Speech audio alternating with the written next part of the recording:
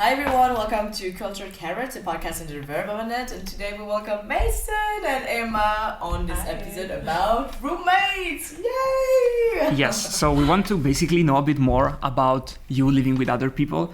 I swear this is not like CIA investigating on your stuff. It's just that I feel like we all either come from families where we used to live with people, but now we live with other people, colloquing and stuff. And I think there is a lot to say about it. So we were actually curious to start with, did you, like before coming here, in your family house, did you live with people? Do you have like siblings or someone you had to live with, maybe aside from your parents? So I lived with my family, including my brother. I have a younger brother. He's 4 years younger than me. So yes, I'm used to living with other people who are also more or less my age, but obviously it's very different. We also didn't share a room or anything. Like we had separate rooms, which was luckily they're very different rhythms. So I think it was a positive thing for sure. But other than that, I live with my family. And it's pretty much the same as well, except yes, I didn't have any siblings, and my parents used to come in very late, so I got very used to, eating alone, living alone, and so on. Honestly, you get used to it. You grow up being used to that. Honestly, I agree. Like, I had the same thing. I lived most of my life on my own. But it's so much fun because then you get to, I learned how to cook, I learned how to clean and stuff like that. It's super fun, I would say. Honestly, I love my parents, but I really very much prefer the house when it's empty. Nice. My parents, they also work quite a bit, and we had babysitters when we were younger. But just in the afternoon, we kind of got used to just being with my, it was usually my brother and me also sometimes, and friends or something. So it was very chill. Also, my parents gave me a lot of freedom. I could kind of do when I was I think till I was 17, they were being quite strict. Also, when it came to going out, etc. But then. I don't know. I kind of broke the ice at some point. Especially, I guess you have younger brother. So you have more restriction probably. Oh my God, but it's crazy the difference. Yes, I'm the youngest one, and it's so much better. My sister has it so much harder than I have. That's always you have to fight many battles when you're the older one. Yeah, I'm just I just get the fruits of what she fought for. And do you have chores or things you have to do in the house? I don't know, wash the dishes, clean the windows, or I don't know, whatever. My parents, they always wanted us to help. Yes, kind of small things, I'd say, doing the dishes, etc. Maybe vacuum cleaning from time to time, but overall not that much. So I didn't really help that much. I maybe sometimes put the trash down, but that's it. But I cooked. I started cooking quite early when I was 12, 13. Yeah, no, in Hong Kong, it's having hired help, domestic help is super common. So I didn't have to do many chores because nobody else in the house did, and so obviously Hong Kong's set up very differently than most places in the West. With high-rise buildings, and life is generally a lot different. Also, I left home for the UK fairly early on in my life, so I wasn't quite at the stage where I was going out and going to parties and asking for permission quite yet. And actually, I'm curious about this. So you didn't do that much. And first things first, in your case, apparently everybody didn't do much. So I guess your parents were not expecting you to do more because there was just not much to do. Absolutely. But in your case, was it okay, I'm not doing things because I'm a rebel, yay? Or was it more about my parents don't expect much? I think it was more me being a bit lazy. It was not a very I wasn't trying to be a rebel or anything. I was just kind of trying. I was just a bit lazy. It's also very funny because every time I go back home now, I really do way more. It's kind of just it kind of comes more naturally now. I don't know, because I obviously have to do the things here because I live on my own. But I feel if you didn't do something back then, someone was getting to do it instead of you anyway. So but now we have to do everything by ourselves, so I guess we're more used to it. It's more natural. And do you regret these things of not having done much, as in, because now we live alone, right? And I feel having to do things at your house teaches you how to do things for the rest of your life. And so maybe once you started living alone, do you feel you wished you have done more so you knew a bit more what to do, how to cook or how to clean or whatever? I mean, when it comes to like doing my laundry, I still suck at it. Like I still call my mom regularly. I'm like, how many degrees? Like which mode do I have to put on, etc. So I feel like that for sure. Like maybe I should have just like listened a bit more carefully. Maybe done it from time to time at home or while I was younger. But other than that, I just feel maybe a bit bad because I feel like my mom, she then like did quite a bit. I mean, we also had like some help like once per week, like a cleaning lady came and she like helped with that. But other than that, I feel like my mom had to do quite a bit. I feel a bit bad about that. But then, other than that, I mean, I can cook, so I feel like that's kind of one of the essential skills you need when you move out. So. I agree. And yeah, I think I remember last year, this is a very small piece of gossip about Mason, which I think is very much fun. So I remember you were cleaning your room to leave out the apartment, and I remember you asked me how to use the wood thing you used to clean the floor, the scraping thing, not the broom, the other one. The one you like the mop kind of thing. Mop? And I think it was mop kind of thing, okay. And I remember like it was fun because like you were a bit panicking because the lady, at least I don't know about you, but like our cruise lady she was crazy. Like she was like I was at Jonathan's handover of the keys and she destroyed him. Like he was like I was scared. And I remember you were like, oh, let's clean.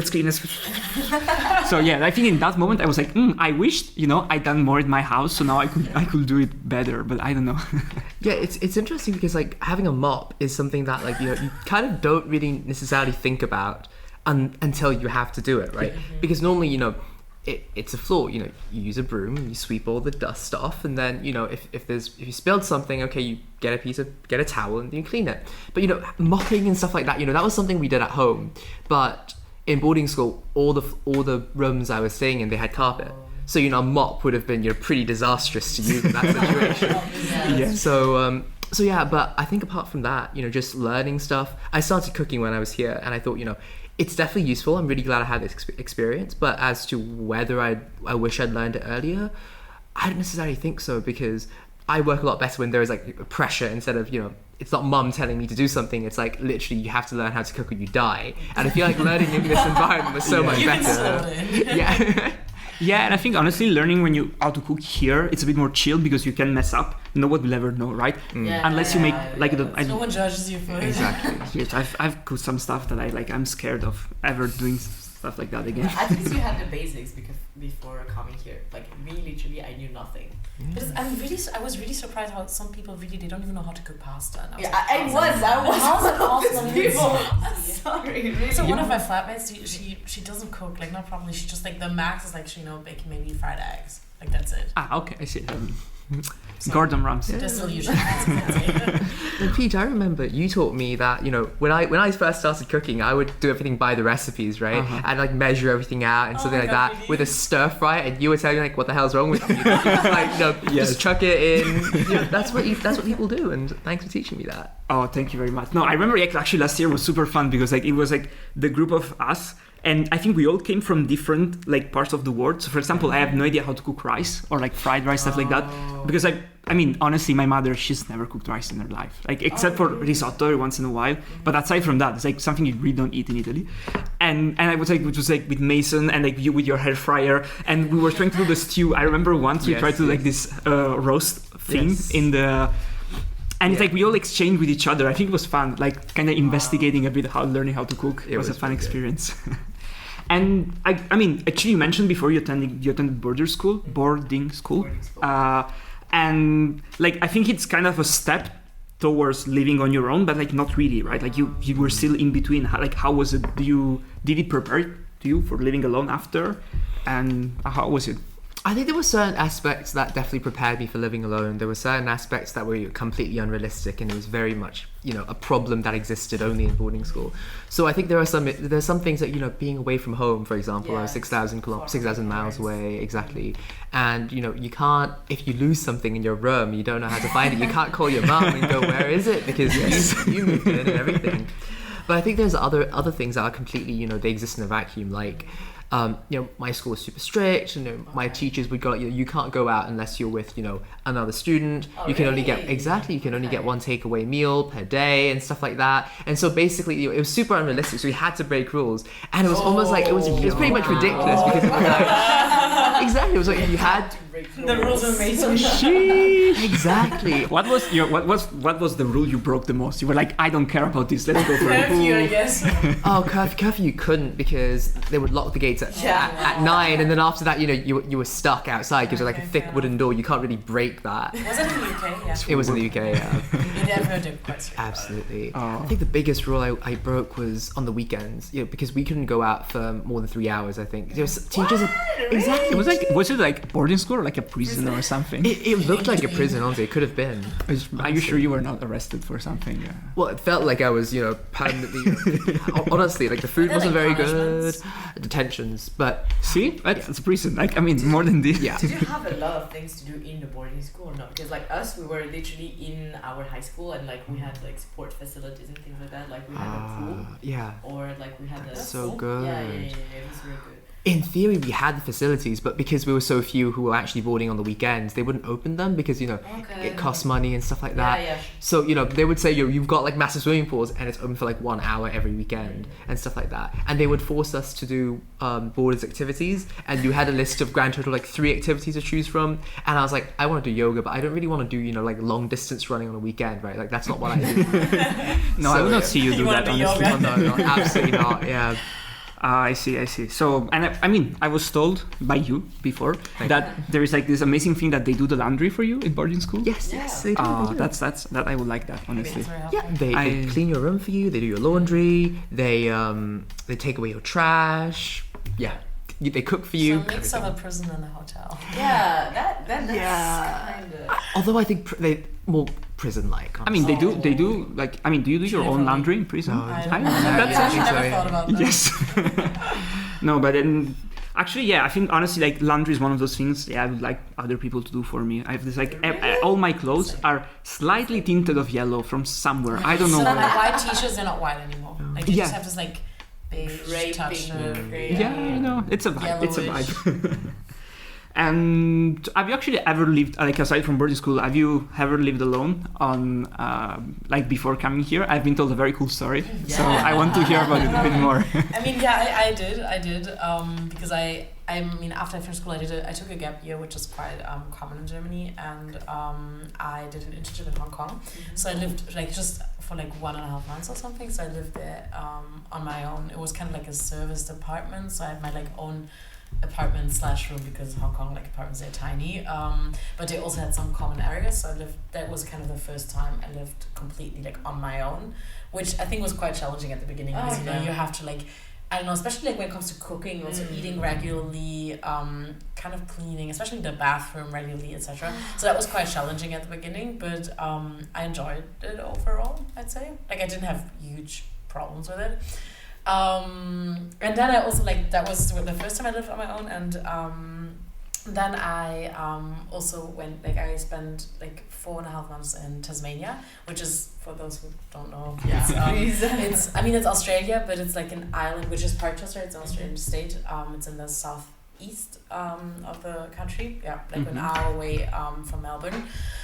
And I stayed with like friends of my family, but I didn't know them before I went there. And I stayed there, like I was supposed to stay only for 2 months, but then COVID hit, and we were kind of in lockdown for like another 2 months, 2.5, and we stayed in like their hotel. So I was basically living with a family which wasn't my own, which was kind of a weird experience because you get to know them so well because you spend so much time together, and also in terms of how much you actually help in the house, etc. Obviously, I don't know. To me, it was way more than I would have done. Maybe because like it's like random people hosting you for free. Exactly. And was it? I mean, it was not really a house, right? It was a hotel. No, it was a hotel, exactly. Because at the beginning we stayed in Hobart, which is like the capital of Tasmania. It's still tiny. They have like 100,000 inhabitants or something. And then like the actual lockdown, we spent in like the hotel. Because they own a hotel, so we spent it in that hotel, which is literally in the middle of nowhere. It's like the closest village is called Swansea. It has like I think 100 or maybe 200 like people who live there, and it was like also 20 minutes away. So it was literally in the middle of nowhere, and the hotel is also very like spacious. So it was kind of like, you know, you have those like bungalows. So we stayed in one of the bungalows. Cool. But the thing is, there were like no guests. Like it was just us and the employees, because they also lived there. Since it's in the middle of nowhere, like where else would you live? So you just lived in the hotel. So it was quite an experience. So yeah, we were chilling there. I mean, I was told of like stealing alcohol from the bar, maybe. Exactly. I really don't know what I did for like. I mean, I stayed there for like 2.5 months, and like now in hindsight, I'm just like, wow, what did I do? That's the dream, you know. Go there, chill for a while. Yeah, we cooked like in the hotel kitchen, and the thing is, they had so many like groceries, and they also kind of had to like close from one day to the other. Like it was super unexpected. So we basically like they also had so much food left, you know. So we like cooked in the kitchen, like in the hotel kitchen, with the chef who also lived there, which was fun. We didn't do our groceries in the like supermarket, but we just went to the hotel kitchen. So honestly, yeah, cooking in a hotel kitchen is like the dream. It was fun. It was so much fun. They have so many like different like utensils. It was cool. And gigantic pots and ovens. Exactly. It's so cool. Yeah, here the three of us actually been to a big kitchen like that. So yes, I think it was one of the coolest experiences, and I envy that a lot. But and so now then, I mean, you had this like kind of a colocation with like random people in a hotel, I guess, for 2 months. The thing is, we became super close. Like they're kind of like a second family to me. I mean, did you have to, right? Like if you have to live only with them, there is nothing around. Yeah. Better. I mean, and the employees, but like you don't live with them. I saw them also like regularly, but obviously we did not live in the same house. So it's basically almost like Louis XIV at Versailles with like everybody's like the employees and stuff. And I mean, now you've moved probably, right? Like you live in a colock, so it's like all your experiences brought you here in Le Havre. And how actually did you end up in a colock? Because like, I mean, not everyone lives with people, not everyone lives with 6 people. Yeah, that's true. I mean, for us, because we live in we're 6 in total. Like we have a little house in The chicalock guys. The chicalock, exactly. So we're 6 in total, and I don't know. It kind of happened just like naturally. I don't know. I was talking initially just to like two of them about maybe moving in together, and then Yara, who's one of my flatmates, she had the idea of there's this house and it's like for 6 people. Initially, I was like, oh my god, no, I'm not going to live with like 5 other people. Like, it's a bit too much, maybe. But then we actually had a look at the house, and the cool thing is it's like the way it is structured, because we have 4 floors and there's always 2 people sharing on the floor and also 1 bathroom. You kind of have some like privacy. So I really liked it, and it just kind of happened naturally. And we also lived in like last year in like the student residences, like student housing. Like we kind of like Jambi and me, we were both staying in Dog City. Yara Sophia, they stayed at ET. So it's we kind of got used to the idea of like living together. I'd say. Yeah, I think honestly, like a lot of collocs, they just were born out of like residences last year coming together. And then we have a biblical story, actually, the genesis of the Mason collocs. Well, actually, I think first of all, it's a story of betrayal, actually, because I know we lived together last year, Pete, with Syrian and Kaya, and I kind of left you guys to yes, I know, pursue a different color story. The scar is still bleeding every time I see you. I'm like, no, Mason, why don't you live with us? I know sometimes I look back at it and I think like, what life could have been. But honestly, even after that, because I think when I said, when I told you guys I'd made alternative plans, those were, different alternative plans. I think those were 2 sets of alternative plans before my current arrangement. And how it started was, it really quite is biblical, as you said. How it started was, I talked to a 3A, Rhubarb, and she told me, actually, I'd love for you and Pre's one of my colocks, to take over our apartment right now, because I just thought it'd be really nice to, pass on the legacy and so on. And I was like, okay, but Pre's in a different arrangement at the moment. And I was in a different arrangement as well at the same time. But so, a few months passed, and, circumstances changed, and thankfully, me and Pri were able to, get something going with Alessandra. But at the end, we didn't end up going with the Rhubarb's apartment, which is really, really tragic. Sad. Yeah, but I do have her to thank for now we're in a different apartment who the previous occupants of which we also were very close to, so that was really cute. Such a nice story, ending well. Everybody lived happily ever after. Absolutely. I hope. No, but I think actually it's interesting because almost everyone here is like you inherit collocs from other people. Yeah. Like I think we are the exception that confirms the rule, because I think we are one of the very few colocation that doesn't come from another Sciences Po colocation thingy. How did you find those? Just online somewhere. We were. It's so far, guys. No, I'm sorry. I don't agree with that. Honestly, it's actually quite close to everything. But in general, it's not fast. Yeah, it's like far from Le Havre as well. It's barely the city. No, it's barely the city. Nah, you've not been. You've not. It's far from where other people. Like, honestly, I feel like the thing is that it's far for you. Yeah. No, wait, where do you... Yeah, no, for you, no. For you, it's far because it's on the other side of the town. Yeah. But like... It's also far for Le Havre standards, you know, like if you think about objectively, it's not far. Yeah. It's like what? Yeah, it's 10 minutes by bike and we're everywhere basically. Like I'm on campus at... Close to the Asian supermarket. That's so nice. And honestly, I think that our road is the only one who has shops that are open after 8 p.m. where you can buy food. Like the African market, I've never seen it close. It's always open. So it's the best place to do groceries. So, you know, it has benefit, cons. Sometimes you have people screaming in Polish, but most of the time it's a very nice place. And do you actually, like now that you live with people, so we're talking about, you know, you trying not to do household chores, and then going to an hotel and doing them, or having people then do it for you with laundry and cleaning. So do you do things now? Have you managed to like split stuff, organize things with your colocataires? So yes, obviously we do things because otherwise our house would be a huge mess. But I mean, we had some like plans kind of at the beginning. There was like, you know, we kind of were like, okay, this is like our household plan, and X, Y, like I don't know, this and that person has to do this and that like this week, and then next week, I don't know, Yara. It was Yara's idea. She kind of, you know, made this like huge plan, but honestly, we don't really respect it. Like, we kind of like it. We kind of. I mean, obviously we clean, but I'd say the kitchen is quite like. It's quite a challenge to keep it clean. I mean, your kitchen is huge, honestly. Yeah, it's huge, that's already a challenge. Exactly. Especially when it comes to like wiping the floor, etc. Like, yeah. So we don't officially. There's a plan, but no then de facto, no one really respects it. Okay, so just officially. I see. But officially, there's one. I see. Yeah. Maybe. It's on our kitchen, on our like fridge. Exactly the same situation here. The plan on our fridge. It's dated. I don't remember, I think. You're Alessandro, I think. But the plan is dated September 2020. The first entry is August. So that gives you a sense of how well it's been adhered to so far. September 20... Wait, what? 2020? 2021, sorry. Okay, I see. I feel like most of the time it's like coming naturally, you know, the rhythm of how you do and things like that. Like, for example, my colock, we never planned something, but we just found out that like Soya and I are mostly cooking, and I think it's like cleaning after us. Thank you very much. But yeah, I feel like it's going more naturally, like the way we doing things in the color. So yeah. Although I think it's interesting because I feel like when it comes to like cleanliness, people also have very different like different standards of it. Yeah, you know? I agree. So that's also a bit tricky. Sometimes. Yeah, I think that's actually one of the most important things when you move in with people, to agree on what are the expectations of others. Because for example, I tend to have quite low, like there are a few things that I really want them to be clean, but everything else I really don't care. Like I'm not that of a tidy person. Wow. No, I am clean, but like only on things that I think are important. So other stuff I just don't notice it, honestly.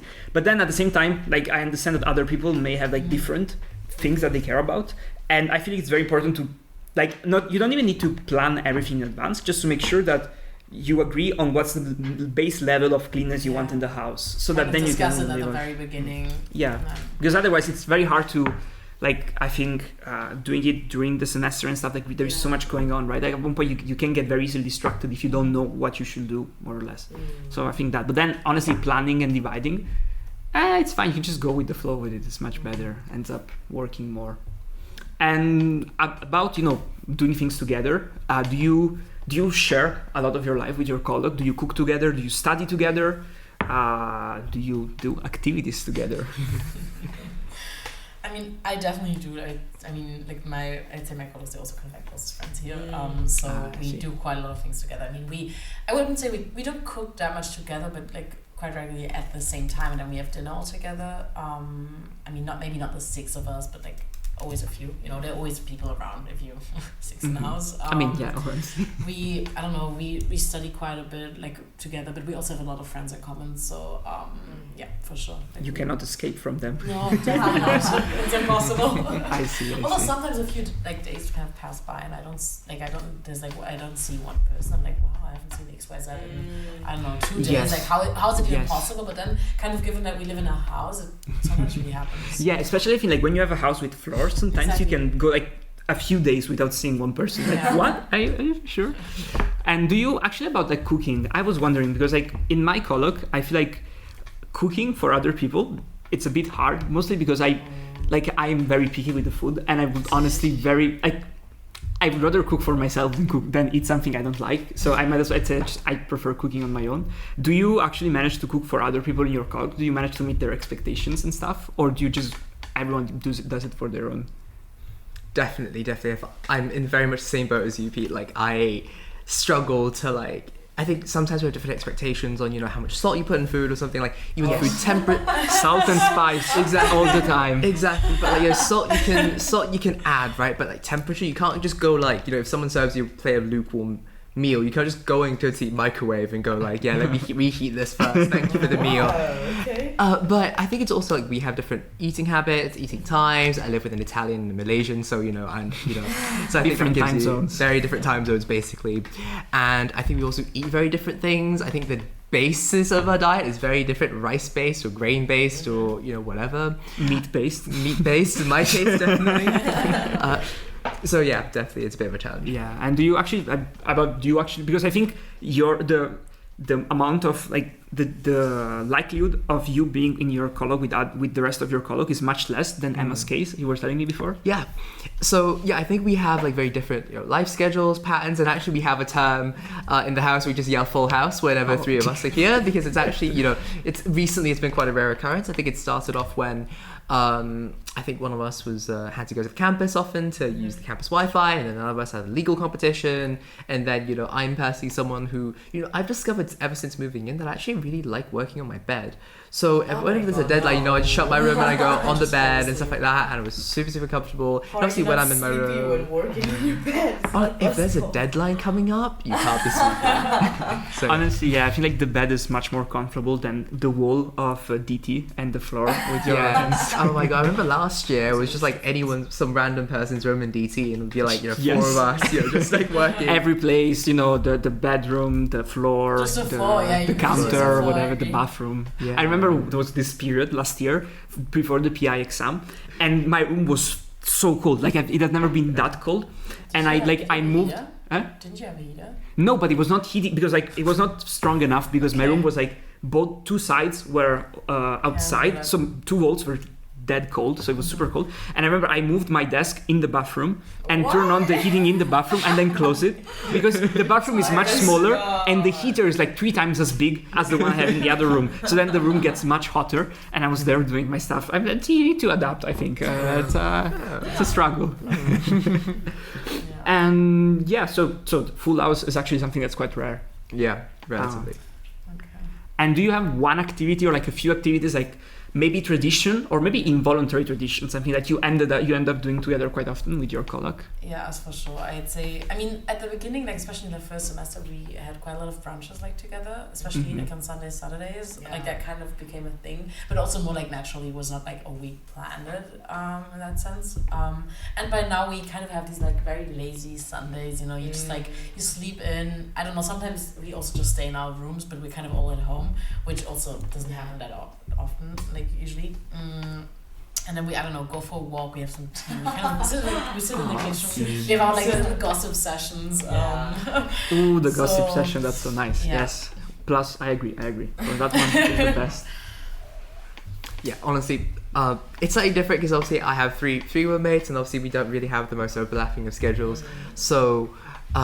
Yeah, honestly, I think one of the activities we used to do was just have dinner together. And I think that was that happened reasonably often. And then it started, nights get longer. School starts to kick in. Your commitments get heavier and heavier, and slowly it becomes more of a rare occurrence. But I think one of my favorite memories was when 3A results came out. And they were celebrating, and I came home and they were all dancing and they were all celebrating because they got into it. They wanted to go, and that was super, super nice because I was okay, this is a moment where we were just having fun, just the 3 of us, and finally we were together as well, which definitely helped. So, nice. Full house. Yo, so do you? And honestly, there are a few things more I think we would like to know, but we're running out of time very soon, so I will just skip to the fun part. I think all the episode was fun, but this is the last part of the episode is supposed to be a bit more fun than anything else. We were wondering, do you have any horror stories or like cool stories you want to talk about? I think we have a shining story in the Chicalot from one of the chicas. I mean, I have a lot of stories to tell in general. But I'd say, I don't know, when it comes to like horror stories, I have one which is actually a bit scary because at the very beginning of the year when we just moved in, they tried to break into a house like 3 or 4 times. Nice. Like, I don't know, twice I think at night, which was kind of scary, and then like twice also like during the day, while I was at home once. It was really not the best situation ever. So that happened, we called the police, they did not show up, then when you actually need them, they just don't come, but okay. Actually that's what I was wondering about that. They come because of like, for parties. Noise complaints, but then they don't come when you actually need help. So that happened, and then actually also very recently, was just during like the February break. I was not even at home, like it was just Vai and Yar at home, and Vai got locked in the bathroom, and she couldn't open I think the door somehow like broke, like it was literally like she couldn't get out, and I think I don't even think she panicked that much, but like she couldn't really help herself, and she like so I think she tried to like kind of like I don't know, like she tried to call Yara, but she didn't have her phone, so she just like called her name, but she couldn't hear her for some reason, although she was just in the like floor like below or whatever. So Vai, like she basically has smashed the bathroom door. Like there's like now a huge like hole in our like bathroom door. I see. Yeah, so that happened. They just sent me a photo, and I was on vacation, and I saw it. I was like, what the hell happened? Does the owner know about this? The owner, yes, he found out because the police also came after, because the neighbors, they heard her. Oh, so this time they came, and they thought that she's like that something like really happened, that she's kind of in danger or something like that. So they called the police, and then the landlord apparently also came. He was quite shocked, but I think the insurance is gonna cover it. So I gotta fix it. And we also kind of discovered that the door is just kind of made out of like plastic and like some cardboard. Like it's not even like a proper wood. I mean, better than this than her being stuck I was in the... surprised. It's kind of bad quality, 1 star out of 5 for the doors of the chicken. And actually, I'm curious, like, how do you use the bathroom now that there is like such a big hole? It's just like, I don't know, peek inside. I mean, it's not on my floor. It's on the second floor. Oh, so you don't know. So no. They put like a cardboard. Okay, to cover the hole. So that you can't really. But I think you can't. Like, so you can't like see what's going on inside, but you can't close it properly anymore. Which I think is a bit annoying. But it's kind of like a temporary solution, I guess. But I mean, unless this way, in case it happens again, it's much easier to break the cardboard than to... Exactly. And it's kind of a fun story to tell. So, it is. I'm not sure Vaya wants me to say this. Like, no, it's okay. So sorry, Vaya. I mean, I was sort of a noisy neighbor. That was a bit scary, but now I stopped being so noisy, I guess. Yeah, I think last year there was talk of potentially intervening because there was quite a lot of children crying and angry screaming downstairs. But we're in the same boat, aren't we? Yeah. But I think this year they've gone a lot better. No noise complaints because we haven't had any parties. But honestly, we haven't had anything dramatic. The biggest thing is just, I don't know, the light bulb in the living room hasn't been replaced for like months. And I actually have one story for your call-out. Once I was there, and the plumber actually were there too. Came at like 10 a.m. It's like 10 p.m., which is like 10 p.m. Honestly, there is one type of plumber you expect to come at 10 p.m. and that's like like porn star plumber, not the real. So honestly, no, I don't. It was very weird. It wasn't the shutter also broken, like in Alice's room? Yeah, like I remember she was in quarantine and she kind of sat in the dark for like a week. Oh, no, the shutter was like down. It was like, ridiculous. how you do? Yeah, I remember that. Quarantine? Whoa, wow. Yeah. It was so dumb because it was also like she can't close her door, so everything was open. But then she'd have airflow, but it wasn't good airflow because there's no way for the air to leave because her room was, the shutters were down and stuff like that. So that's the best quarantine possible, I would say. Honestly, it was just like literally prison for her. I felt like. I see. It's kind of depressing. Really depressing. So to conclude, to sum up with a more of a nostalgic, more like sentimental part. So do you? I mean, you got to live with these people for a very long time. I mean, actually not that long if you consider your whole life, but like much more than you ever done before, I guess, like staying with the same people. Do you think you know them more? Do you think like you can see a difference between in the colock version of themselves and outside in the world? I mean, definitely. Like I'd say, I got to know them very, very well, and like I don't know, way better than I expected it as well. Because obviously you live with like people and you see them every day, and also very like different moods. You kind of get to see all their like mood swings as well, which I guess is also kind of part of it. So we became like way, way, way closer for sure. So I think it's gonna be actually like a huge contrast like next year, especially since we're really like kind of spread all over the world. Like a few of us are going to the US. I mean, Yara and me, we're both going to Hong Kong, so it's at least we're still like together. Yeah, besties. No, but but still, like it's gonna be really weird not having them around like on an everyday basis. But yeah, I feel like it's very sad actually. Exactly. Like we got to live with these people for like 9 months, and then most likely we'll never live with them again. So I don't know if it's the same for you guys, but me, I actually started to interact with their parents and their family. Like, you know, when Afik is calling and like his mom and things like that, are always like Javi's mom also knows me. I'm always like, oh yeah, so nice. at that point. And I love Suri's parents. They're amazing. Have you met them? Yeah. They actually came in our colock and they stayed. Like they slept in Afik's room. And And where did Afik go? In my room. I see. we shared the room. So yeah, it was very cool. Basically adopted as a child. I see. Very good. So pretty much the same situation here as well, because you know I think one of the three I was really close to, she was really fond of saying, you know, when you're in a colock, you can't hide anything from them, because you know that's your life. You share the good bits, the bad bits, and I think it's part of that. You know, it's a different relationship than just you know being friends with someone, because being friends, you know, there is an expectation that maybe you'll help them, but not like you're literally living your life together with them. And so I feel like that's something that I'll treasure very much. And I think that's something that I don't know how, when the next time any of us will get, you know, the experience, until maybe if we get married and basically just spend time living with a long-term partner. Oh, that's a comparison. Wow, that's far away. Very far away. Okay, so with this like final quote that we can Colock equals marriage. yes, there you go. Guys. We can post this, you know, on Verbaman, and colock equals marriage. Question mark? Question mark. Yes. So thank you very much for being here, for having shared a bit about your, you know, colock life. It was very much fun to have you and to learn a bit more, because I feel like there's a lot of stuff that like we each live our colock life, but at the same time I feel like there's a lot of actually it's very similar, honestly, even though it's personal, but it's quite chill to talk about it. I think it's nice. Thank you very much, and you can find this episode as always on the podcast or on the video on YouTube as well, if you want to see the pretty faces of our guests and our faces as well. We have as you know we have the prettiest boy on campus here, which is Mason, of course. So just go on YouTube. And thank you very much. See you next Wednesday as usual. Bye bye. Guys. Bye.